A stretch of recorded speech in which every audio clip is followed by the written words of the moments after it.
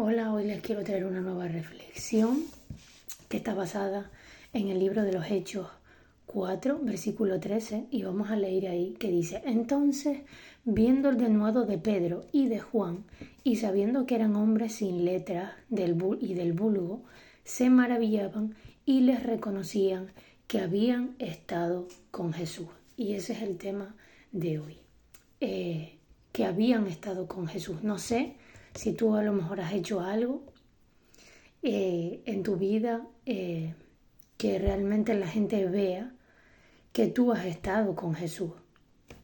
Porque realmente cuando vemos los discípulos, que ahí lo que dice cuando habla de sin letras y del vulgo, significa que eran gente sin preparación teológica, como podemos tener hoy muchas veces al alcance de todos, estudiar en un instituto bíblico o formarse en teología, pero en esa época no.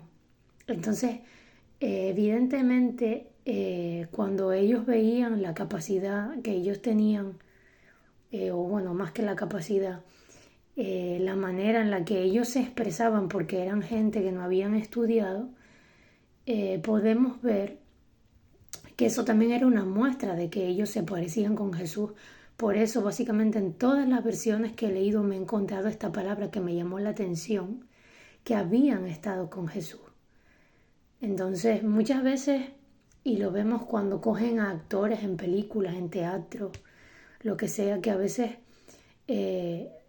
podemos pensar o pueden pensar la gente que esos actores a lo mejor no eran los indicados y podías haberte equivocado o tomar un riesgo. Pues incluso Jesús pudo tomar un riesgo similar al elegir a sus discípulos, quienes luego pues llevaron el mensaje de perdón porque Él se los dijo al mundo, ¿no? Mientras Él está ahí, sobre todo cuando Él se fuera, ellos tenían que continuar ese trabajo.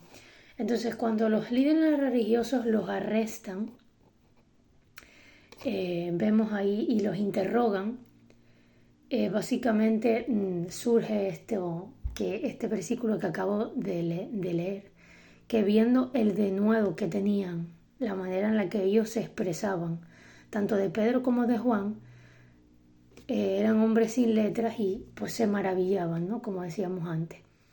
La historia real realmente de estas personas, que eran unos simples pescadores, superó cualquier riesgo que a lo mejor podían haber, ¿cómo se dice?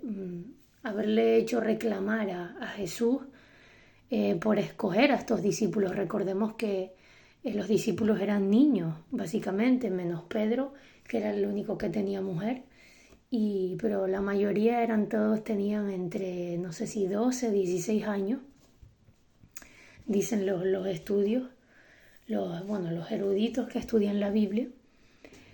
Y entonces, aunque aparentemente podrían considerarse gente que era descalificada, los aparentemente descalificados, porque no solo habían estado con Jesús, sino que Él también les había prometido estar con ellos. Lo vemos ahí en Mateo 28, 20, que les recordó que yo estoy con vosotros todos los días hasta el fin del mundo, ¿no? Y también nosotros también compartimos en esa promesa, porque en Hebreos también se nos dice que el Señor no nos va a desamparar ni nos va a dejar, ¿no? Y podemos estar seguros, pues eso, de que con su presencia y con su gracia, ninguna tarea puesta delante de nosotros será demasiado grande para Él.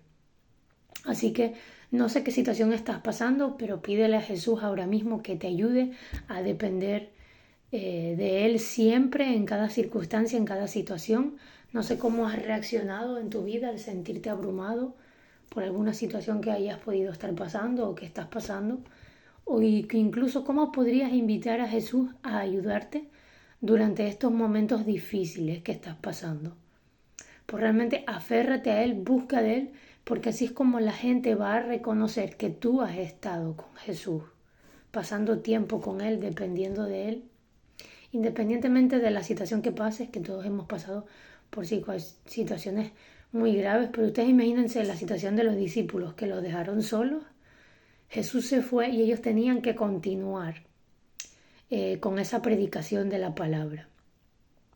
Y ellos, me imagino que seguramente muchas veces se sintieron solos, se sintieron que no estaban preparados, pero el Espíritu Santo estaba con ellos, que es lo importante. Entonces no importa si a lo mejor tú no has estudiado, no sabes hablar muy bien, se te traban las palabras o no te sabes expresar, no tenemos excusa, porque los mismos discípulos tampoco eran personas que habían estudiado ni se habían preparado, pero tenían lo más importante, que tenían el Espíritu Santo de Dios. Y eso es lo que le distingue a de los demás, que habían estado con Jesús. Por lo tanto, la gente enseguida se asombró, los líderes religiosos enseguida se dieron cuenta quién era su maestro.